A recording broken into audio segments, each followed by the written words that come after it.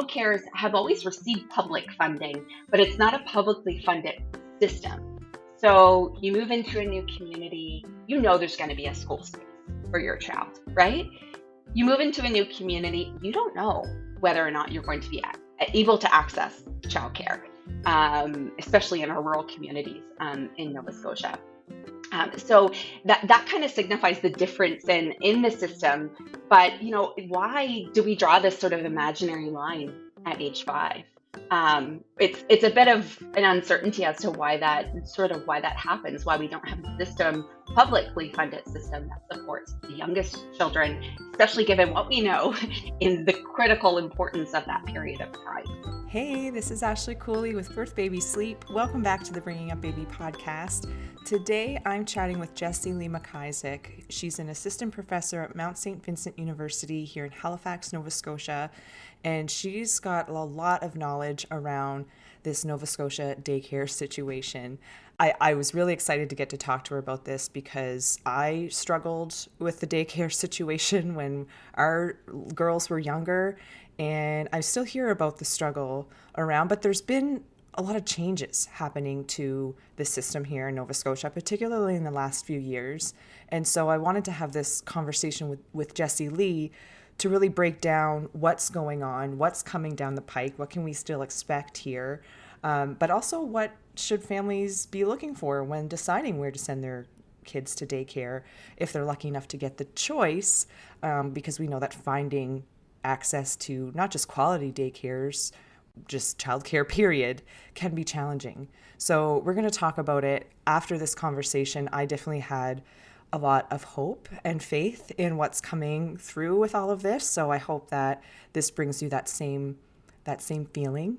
And if you have any questions anytime, you can always reach out to me at ashley@birthbabysleep.ca, or you can send me a message at birthbabysleep on Instagram or Facebook. We love continuing the conversations here in our Bringing Up Baby membership group. And if you have any questions about that, you can check out our website, birthbabysleep.ca. It's all right there. But without further ado, here's my conversation with Jessie-Lee. Hi, Jessie-Lee. Thank you so much for joining me today. I'm really excited to get to talk to you about this whole daycare situation. But before we dive into all that, I'm wondering if you could share a little bit about yourself and what you do. Yeah, absolutely. Thanks so much for having me, Ashley. I'm really happy to be here and happy to have the opportunity to chat a bit about childcare and all the happenings that are out there right now. So yeah, as you mentioned, I'm Jessie-Lee MacIsaac, and I'm an assistant professor at Mount St. Vincent University in the Faculty of Education and the Department of Child and Youth Study. So I was actually thinking about my story, my pathway here just before we started, because I always like this part of the work, sort of how personal, professional worlds collide, I think too is always an interesting story. So my early background is in kinesiology, which studies how the bodies move. I began in this to be really interested in environments and how they shape health, which led me into a master's degree in health promotion, which is really all about that, how environments, how policies shape health. And in that, I really began to be interested in children's movement and the ways in which environments shape how children's move and how that influences their health in the places that they live, they play, and they learn. So I had the opportunity to do my master's degree at the University of Alberta, and I kept going and did my PhD in public health. And that work was really trying to understand more about how policy influences environments, which then influence children and families. And it was in a postdoctoral fellowship, which is like more school or more training that we do in this academic world at Dalhousie, where I really started to learn more about early childhood and the different policy initiatives that shape young children's health and the health of families. And it was there that I had the opportunity to be involved with an evaluation looking at a policy initiative that was trying to make it easier for families to access support that they needed when they had a young child. And at that time, I was also pregnant with my first. So I was really understanding this complexity that we face as families with young children, and the ways that we have to try to figure out where things are and how we get it, and the information overload that really happens in during that period, and as throughout that entire sort of pregnancy, postpartum, early childhood period. So I began to also, as well as kind of the personal side, be really interested in that, start to explore different research elements with respect to early childhood. And it was then that this position at Mount St. Vincent University became available. So my work, as well as an assistant professor, I'm a Canada Research Chair in early childhood, which means that my goal here at the Mount is really to build a research program in early childhood. So I direct the Early Childhood Collaborative Research Center. And the work that we do is really focusing on engaging families in research and community partners to better understand the ways that we can enhance early childhood well-being. And a lot of the work that we do looks at environments that influence families with young children, and childcare is certainly one of them, as we have many families that access different childcare and other early learning environments.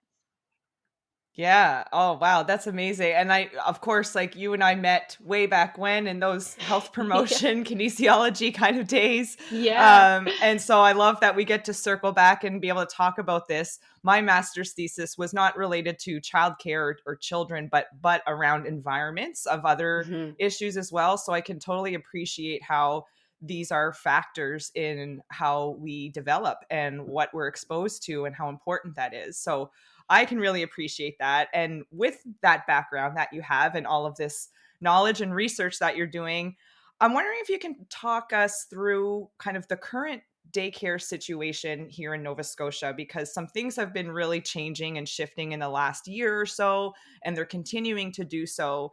We're just curious from your perspective, like what's going on here and what's kind of coming down the pike. Yeah, so there certainly has been, I think, a lot more in the sort of public conversation too, in the changes in early childhood. But really, over the past 20 years, there's been like a huge emphasis and a huge um, understanding in the importance of brain development in the early years, and as a result, a real change in policy emphasis on the ways that we can support young children. And over the last 10 years or so, especially in Nova Scotia, there's been a shift in thinking about how we can um, think about childcare environments as places to support children's learning. So, as well as sort of that daycare, something to support families if they have to work or for other reasons. There's really been a shift in the way that uh, we've been thinking about and the framing for early learning and childcare environments as a space that can really support children's development, as well as support families in lots of ways. So the sort of and even this is something I mentioned in an email to you. The emphasis of even the terminology of daycare and childcare has been sort of a shift, and there's daycare still is still used very commonly, and it still even appears in some provincial documents and things. But there's been an emphasis in terminology and a way to sort of recognize that broader mission of what childcare and early learning spaces can do. And also, just the scope of what childcare means for families, recognizing that sort of the daycare terminology might sort of ignore the other childcare needs that families have that don't work the traditional sort of 9 to 5 day shifts, Yeah, and those yeah. other supports that families need that are often ignored through, the emphasis of assuming sort of that 9 to 5 work schedule that not a lot of families have anymore, to be honest. Yeah, for Um, sure. so even the provincial act here in Nova Scotia to get to kind of policy oriented has shifted from the Daycare Act, and that has existed for 30 plus years, to an Early Learning and Childcare Act, which emphasizes sort of that broader mission towards supporting children's development. So there's that policy piece and that terminology shift that's been happening for a while. But a couple years ago, our federal government announced the $10 a day childcare plan, which has really gained a lot of momentum and a lot of knowledge from families, because that cost piece is certainly a big thing that has prevented a lot of families from accessing our early learning and childcare. Oh And yeah. really, the cost piece is sort of it signifies the difference in how the system of childcare differs from the school system, for example, in Yeah. Canada. Yeah. The schools are free, right? And publicly funded is better terminology. So it's publicly funded. Childcares have always received public funding, but it's not a publicly funded system. So you move into a new community, you know there's going to be a school space for your child, right? Right. Yeah. You move into a new community, you don't know whether or not you're going to be able to access childcare, Hmm. especially in our rural communities in Hmm. Nova Scotia. So that kind of signifies the difference in the system. But why do we draw this sort of imaginary line at age 5? It's a bit of an uncertainty as to why that happens. Why we don't have Hmm. a system, a publicly funded system that supports the youngest children, especially given what we know in the critical importance of that period of time. I find when we think, and just talking about that terminology, it makes so much sense to me, because we think daycare, we're just like, look, I need a place for my baby or my young child to go because I have to go to work. I just Yeah. need to drop. But it's more than that. It's all like their minds are such primed for Yeah. learning and growing and taking that in. So we want quality childcare Hmm. and access Hmm. to that. So yeah, such a big piece and such a worry for families, even if they're not in rural communities now. We can be in the thick of, right in the heart of Halifax, and we're still having trouble finding quality or even just general care for our children. Yeah.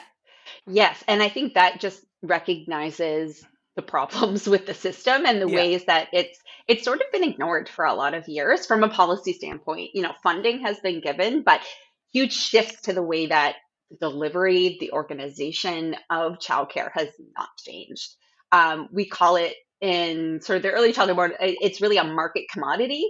It's privately delivered, in that whether or not it's a commercial operator or a nonprofit model, it's all privately delivered. So it And really is up sorry, to the, yeah. by that, it's like your typical licensed maybe daycare center versus like an in-home, but also licensed. Like there's different ways of accessing that.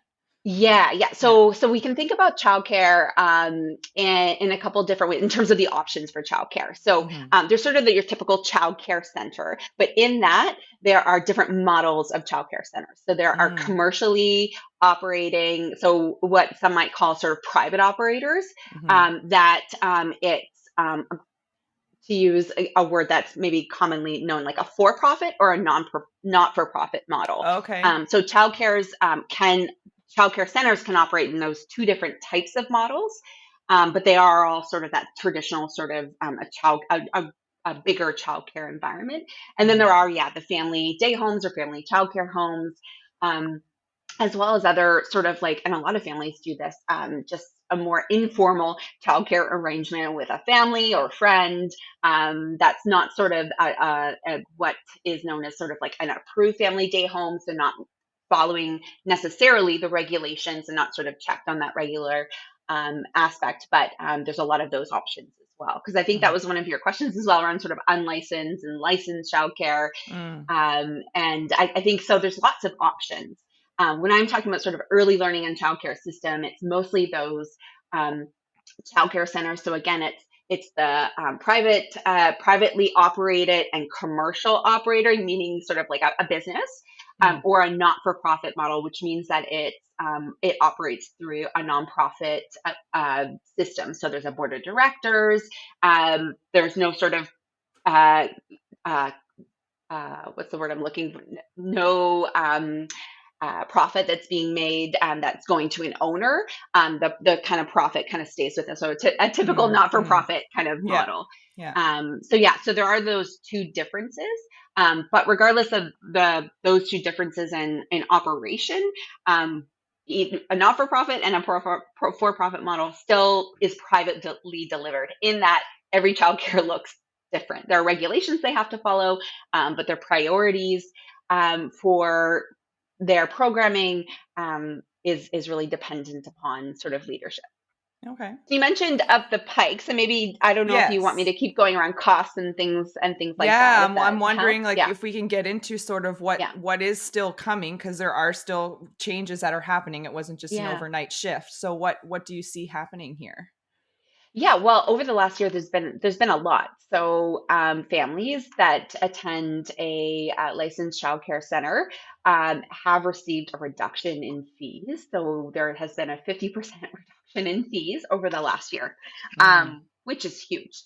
yeah. And that really signals, and I think has demonstrated, that this is a real thing, and it's made a real impact on families, and that costs of living are certainly going up, so that has made a significant impact on families. So if that kind of cost reduction is what families see most, and that's all part of a 5-year agreement between the provincial and federal government, which is called the Early Learning and Childcare Agreement. And all provinces and territories have signed these bilateral agreements that basically mean funding from the federal government, funding from the provincial government to achieve this change within the system. So that's the emphasis, and that's what families see. Another important part of what has come is a workforce compensation plan for early childhood educators. And this is really important because for a long time, and even still, there's a lot of room and a lot of improvement that needs to be made. Our early childhood educators have been underpaid Mm-hmm. and Mm-hmm. underappreciated. There's a really great report from the Canadian Center of Policy Alternatives that talks about that specifically, Mm-hmm. and this really recognizes the need to really recognize the professional field of early childhood, and to really be thinking about compensating our educators fairly. So that's another thing that's happened, and is kind of shifting up the floor, sort of the bottom of where early childhood educators are sitting, and rolls out a plan for the next 3 years. So been an emphasis on that too, which influences the quality of early learning and childcare. And then alongside of all of that, there's a lot of work happening behind the scenes around that access piece that you mentioned, Mm. sort of the difficulty of finding spaces. So there have been sort of grants given to different childcare centers to especially amp up the infant childcare options, because those are even more limited, as From you would 12 know. to 18 months, yes. And a Yes, lot of yeah, families are going back to work at that time, yeah, and it's even harder to get them that young. yes, Absolutely. yeah. So there are licensing differences which make it harder for childcare centers to offer a lot of spaces. But yeah, as a result, I experienced that myself. It's so hard. And sometimes families, switch childcares or do like a more informal care during that period because there just aren't any other options. Mm-hmm. So yeah, so there is all of that happening as well. But I think certainly, families that are looking for childcare now, that are struggling with access, it can be really frustrating. But Mm-hmm. what I think, just in terms of what's coming down the line, and a vision toward the future and a better system overall, as someone working in this space, like, I'm excited about the shifts to the system, because I think this means just better things for our province and for families overall, albeit it can still be challenging in the moment for families. Yeah, yeah. Well, no, it's good to hear because on the side of families like my kids, my youngest just started at pre-primary, so she Yeah, could be in that daycare scene, but we were fortunate enough to be able to put her in that public system yeah, earlier. So I do appreciate that part. But I know when we only had two children, for instance, and I remember these conversations. I was working a different job and I was like Monday to Friday, 9 to 5. So I had two kids in daycare. And I would think I was maybe taking home $100 a month because I was literally working to put my kids in daycare.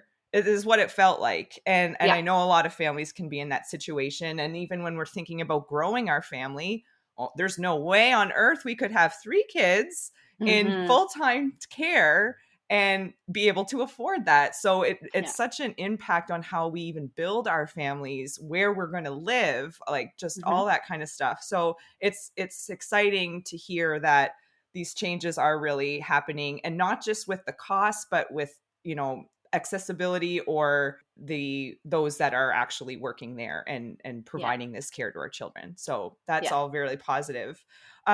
What should families be looking for when they're deciding on where to go? Because at this point, it almost ends up being like, whoever can take my child, whoever has space, let's Right. do it.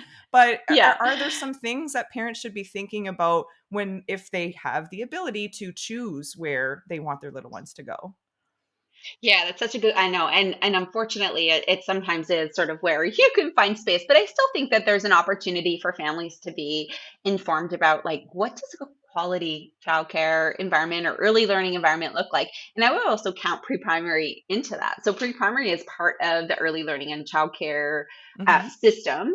And it's actually a really good example of how we can invest in a public system and as a result increase access. So you've Mm, actually seen in terms of access to early learning for 4-year-olds, how pre-primary has enhanced whether or not people can access, because it's accessible across the province. There's no question. There's a space available, and as a result, we've seen less than 50% of 4-year-olds access childcare to over 85% mm, in mm, pre-primary, right? mm, So mm-hmm. it really is a good, and that's just those that are accessing pre-primary. There's still a lot of 4-year-olds in childcare Yeah. as well, just because families choose that as it works better for them. So that's just an aside before we jump into quality. But I think obviously, and this goes with a lot of decisions related to being a parent.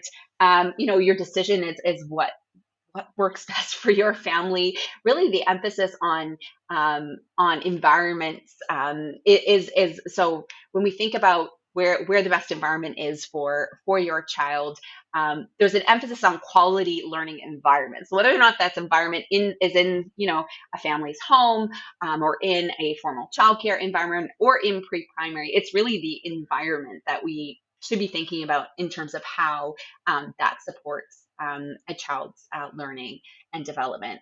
And I think some of the things that families often kind of jump to is things like academic readiness. um, so Yeah. readiness for school, Yeah. are they able to do their ABCs and one, two, threes and all those sorts of things. And what we know through early learning and childcare and through child development literature is that's important, but we don't need to push academic readiness too early. And in Mm, fact, um, that can, really limit the ways in which children can learn. mm, So one of the biggest things that I think is important to be thinking about is the play-based environment that a child has access to in learning. So children learn so much through play, and outdoor play also can be a really limitless opportunity for children to learn in so many mm, different ways, mm, with respect to moving their bodies, just natural elements in the outdoor space that are open ended, that children can use their imagination, the social and emotional development that can happen through play, so negotiating, whether it be with a peer or with an adult, all of that sort of imaginary play, uh, building construction play can be so important in developing and being sort of achieving that readiness for when they enter the formal school system. And also we know that, and I have this study that we've just finished with early childhood educators looking at numeracy and literacy opportunities through play. So mm. not worksheets, not sitting down and always reading books, although story time is really important and critical to literacy.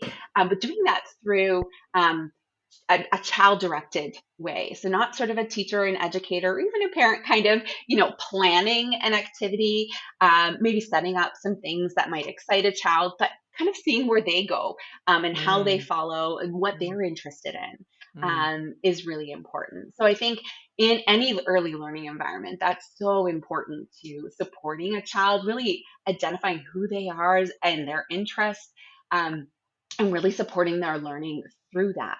Providing Yeah. some new exciting materials, that might build on their learning, in something that you see. So that kind of learning environment is something that I think parents should really be thinking about, and that could also play out in the home environment. Things that you might do to set up, just what are sometimes called sort of a provocation to play. So something that you set up to see what a child does, with it. And I think as adults in a, in a linear way, these are blocks. We're going to build a tower. But maybe a child decides to, build a road or use those blocks to connect with another material.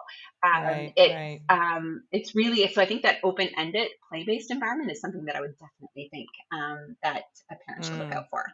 And that's what I've noticed with the pre-primary program. When that first started, my oldest was like could have gone to it, but where we were living, it wasn't being offered. And so I was actually kind of relieved because I didn't want to make the decision because everybody was a little on edge. Like, I don't know about this. What are we getting them in schools? Are they going to be sitting in desks? Like what, what is happening? And maybe there's I'm sure there's been a bit of a shift there, but what I've come to learn with my other two that have gone and my youngest who's there now is it's very much set up like that. It's very much like they have so many. It's not that they don't do anything with them and they'll bring them outside, but then it's like, hey, you explore, and we're led by the children. And I love that concept because it just makes so much sense, especially at that age. Oh, Um, absolutely. so Yeah. I feel like that seems to be, and I think what you're saying is that kind of model, we want that to trickle down to those younger ages. Yeah, and it already is, and a lot of childcare environments are set up like that. But I think sometimes there's still, especially when a child is, 3 or 4, and parents are thinking about school. There's kind of the wonder of like, well, why don't they know their alphabet? And are you? And I think like the rush of children, and this is like a whole other conversation, but the rush of children growing up and kind of thinking about like what those academic expectations are. There's some people that have said, when we think about school readiness, we're kind of jumping ahead to just letting a 4-year-old be a 4-year-old, not Right. thinking about what they need for to be 5, right? They're 4, or they're Yeah. 3, right? We don't need to be thinking Yeah. about what's next. And sometimes that like it takes away something if we're not just they're at this stage. Let's enjoy that and let's not worry too much about what's to come. Or are they like the holding the pencil and all of those things, which I know parents Mm. can get really worried about. They do all of that in grade primary, Yeah. and they Yeah. take the time to do that.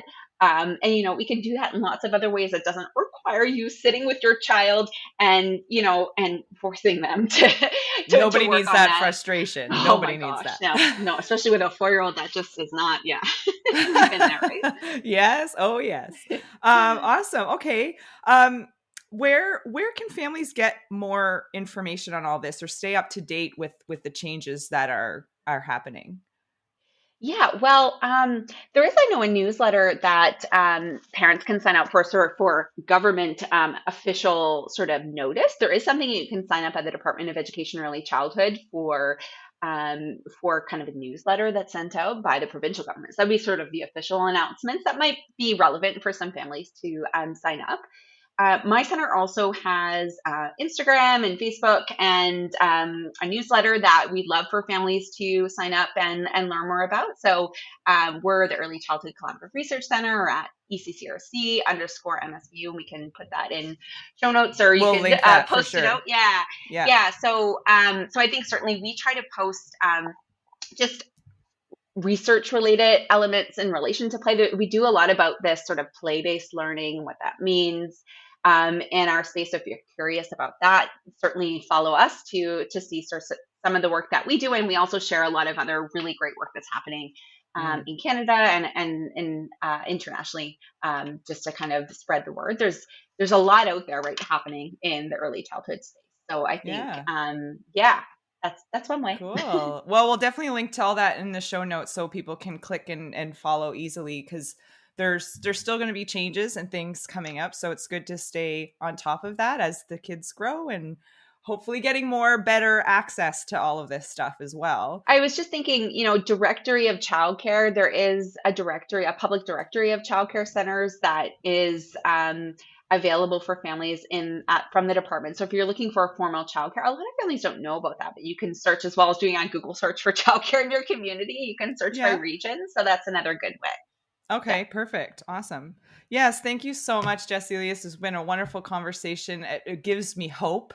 Though I'm not having any more children, but I am always working with new and growing families. And it's nice to see that I think that this is a really exciting opportunity that we can have not just better access, but also just better care for our children. Not that they haven't been getting great care already. There's a wonderful system that's already set up, but this is going to Yeah. make it more easily accessible, I think, for everybody. So that's always wonderful. Thank you so Yeah. much. Thank you so much for having me. It was great to chat with you today. If you're looking for more information or support along your parenting journey, check out birthbabysleep.ca. That's where you're going to find prenatal classes, postpartum and new baby resources, and sleep support during the childhood years. You can now join our Bringing Up Baby community membership as well, which has tons of additional benefits to helping you through all kinds of sleep challenges and transitions, navigating the transition to solid foods, and even your transition through early parenthood. If you have any questions, just send them my way. Lastly, but certainly not least, if you got something out of this episode or our show in general, leaving a rating or a quick review goes a really long way to helping others find us. So please consider leaving one. That's all for now. I'm Ashley Cooley, and we'll see you back here next time.